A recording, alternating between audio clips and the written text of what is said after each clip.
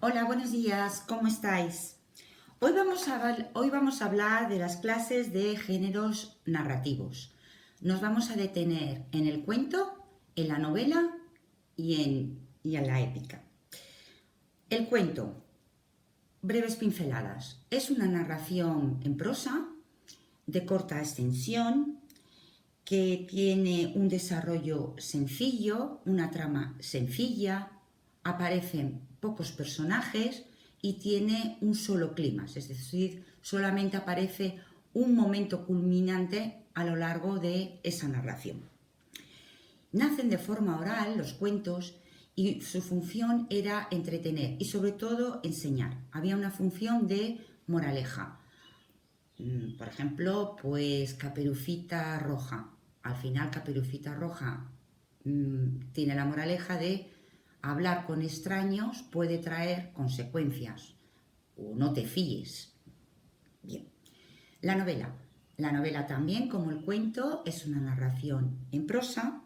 Sin embargo, a diferencia del cuento, se caracteriza por su extensión, por su complejidad, porque existen varias tramas que se entremezclan a lo largo de la narración, muchos personajes, y no solamente hay un clímax, no solamente hay un momento culminante, sino que hay varios momentos culminantes a lo largo de esa obra literaria. Y luego tenemos la épica, que suele ser una narración en verso o en prosa, y se cuenta las hazañas de héroes o guerreros populares. Un ejemplo claro es el Cantar del Miofit. Bien.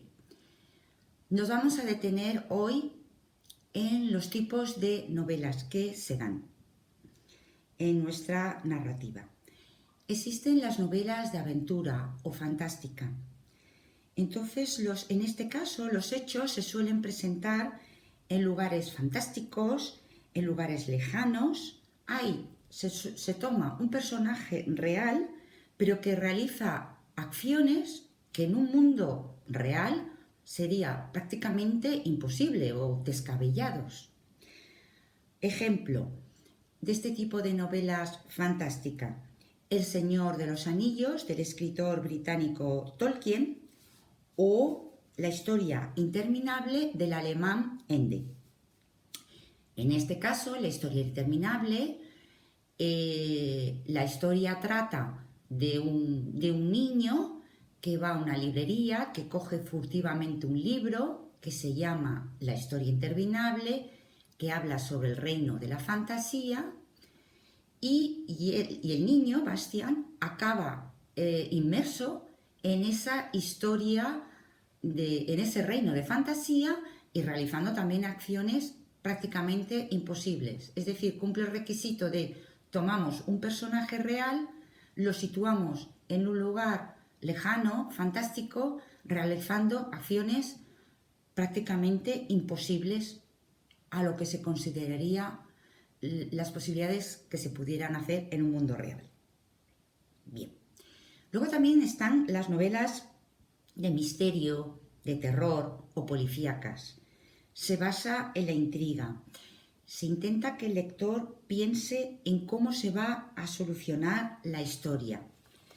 Los personajes suelen ser monstruos, espías, detectives, asesinos. Ejemplo, Agatha Christie, por supuesto. Ejemplo, El nombre de la rosa, escrita por el italiano Umberto Eco, que trata de una serie de asesinatos que se producen en una abadía. Estamos en el siglo XIV y se encarga a un franciscano, Fray Guillermo, y a su discípulo Ado, que es quien narra la historia. Se les encarga a los dos, sobre todo a Fray Guillermo, de resolver estos misterios, estos asesinatos de monjes que se producen en dicha abadía. Vale. Seguimos. También existen las novelas de ciencia ficción. La mayoría se enmarcan en viajes espaciales, hablan del mundo de extraterrestres. Aunque se consideran novelas de entretenimiento, muchas de ellas nos hacen reflexionar sobre nuestro mundo. Un caso es la novela Fahrenheit 451 del americano Bradbury. Fahrenheit 451 es la temperatura en la que el papel arde y nos sitúa en un mundo en la que los bomberos, en lugar de apagar el fuego, lo que hacen, su oficio es quemar libros, porque los libros en ese mundo se considera que son fuente de sufrimiento, fuente de discordia. Fijaros qué visión más profética tiene este autor, que ya en el año 1953 nos sitúa en un escenario donde los libros son perseguidos, donde el pensar es perseguido, donde las casas, todas las paredes están llenas de pantallas que nos van dirigiendo y en las que la población tiene unos auriculares dentro de las orejas en las que nos van transmitiendo una serie de informaciones. Ahí lo dejo. Interesante novela. Del autor Ray Bradbury, Fahrenheit 451.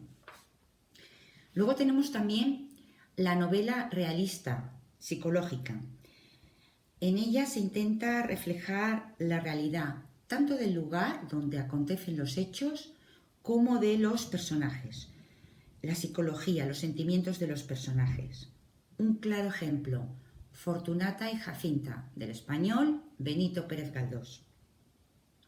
Es una novela situada en el Madrid del siglo XIX que relata la vida de dos mujeres con distinto extracto social.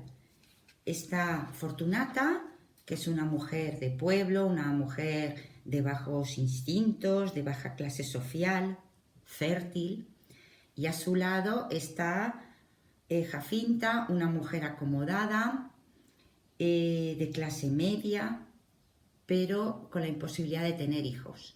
Y las dos aman al mismo hombre, a Juanito Santa Cruz, que es el prototipo de niño mimado por ser hijo único, muy simpático, muy guapete. Bien, se trabaja mucho el Madrid del siglo XIX, la realidad, la sociedad, y se trabaja la psicología de los protagonistas, Fortunata, Jacinta y Juanito Santa Cruz. Y finalmente tenemos la novela rosa, que la trama siempre es una historia de amor, que los personajes son guapos, son jóvenes, tienen ciertos infortunios, pero siempre hay un final feliz. Un ejemplo que he cogido, el de Jane Eyre, escrita por una escritora, Charlotte Bronte, publicada en el año 1847. Esta historia, la de Jane Eyre, narra la infancia de esta niña, marcada por humillaciones y maltratos, que a sus 18 años recién cumplidos consigue un empleo como institutriz en una mansión, y ahí conoce al dueño, Rochester. Ambos se enamoran, pero ocurren una serie de cosas que ella tiene que dejar la casa y hay un final. Bueno, hay que leerla, pero bueno, como historia rosa, como novela rosa, un final feliz.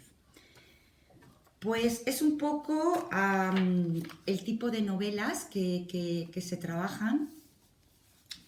Y hoy, como ejercicio literario, os pido que hagáis un relato en la que os enmarquéis, o bien hagáis un relato de corte fantástico, un relato de corte novela rosa, un relato de corte de intriga, a vuestro gusto, lo que vosotros queráis. Y nos vemos próximamente para trabajar un nuevo capítulo de creación literaria. Muchísimas gracias por vuestra atención y os deseo un feliz día. Buenos días.